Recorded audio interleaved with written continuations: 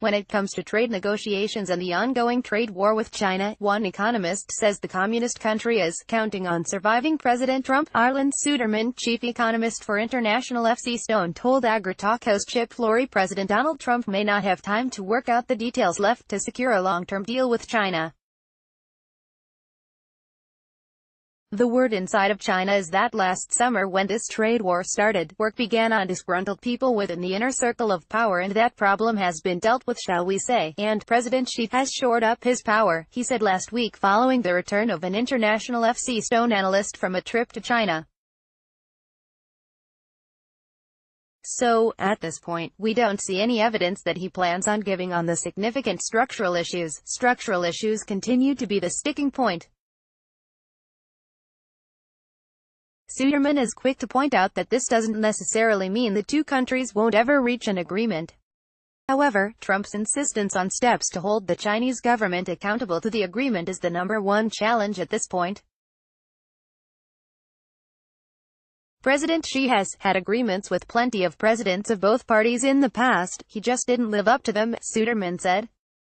President Trump, having seen what's happened with other presidents, is asking for verification and enforcement procedures if they violate the agreement. That's the real problem. It will take time to pressure the Chinese government into making a deal.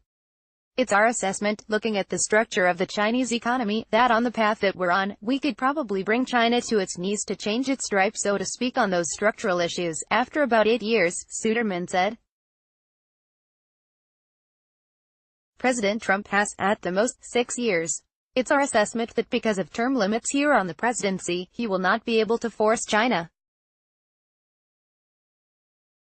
China's counting on just surviving President Trump. If Europe helped with this economic push, Suderman said that time frame would be shortened. If Europe were to join with us, we could probably do it 4 years, but you can question if they will to do it, he said. They don't have the economic strength to survive that kind of a battle. Our economy is much stronger in Europe's. While the Chinese economy is suffering as a result of the trade war, the people are not putting pressure on the government and are instead aiming that anger at the U.S. The Chinese people feel like they don't have any choice here, he said. In fact, they're turning their anger at the United States for doing this. They blame the United States and Russia for African swine fever. So, they see us as the enemy, and that's the perspective that they have overall. Chinese discretionary spending is declining, according to Suderman. He says they are foregoing new phones and new TVs. That's where we're seeing the big slowdown in their economy, he said.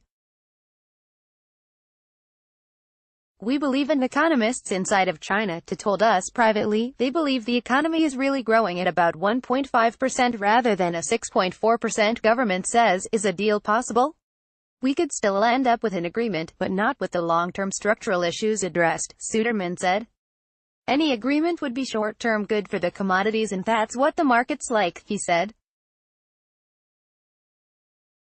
That would probably see a dramatic increase in commodity movement toward China over the next several years. So, that'd be short-term good for us. The question is when and if we get that agreement.